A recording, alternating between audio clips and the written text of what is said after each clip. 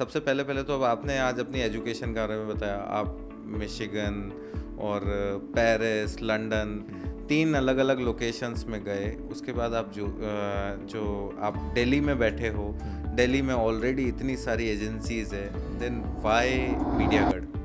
जब मेरी इंट्रोडक्शन हुई तो मेरे पास बस एक स्टेटमेंट आई थी संजय सर की, that we are going to be working with Mediagarh, simple. Okay, बस उन्होंने मेरे को ये बताया, और हमारी आई थिंक ऑन बोर्डिंग के टाइम पे मेरी आपके साथ इंट्रोडक्शन हुई। और जिस टाइम पे इंट्रोडक्शन हुई ना, पहली मीटिंग में मैं ये समझ गया that you and your team, you know what you are talking about.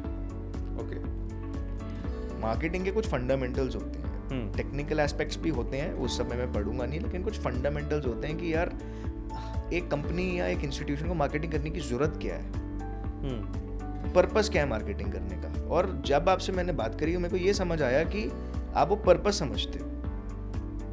Okay, visibility कैसे लेके आनी है, लीड्स को लेके आने का क्या सही तरीका होता है, क्या गलत तरीका होता है, कम से कम पैसा खर्च करके कैसे हम लोग अच्छी से अच्छी क्वालिटी की लीड लेके आए, क्योंकि आज की डेट में the biggest killer for every institution और ऑर्गेनाइजेशन इज दिस। कॉस्ट बढ़ती जा रही है, लीड की क्वालिटी, आपका कैक जो होता है वो आसमान छू रहा है और प्रॉफिट मार्जिन आपका कम से कम होता जा रहा है।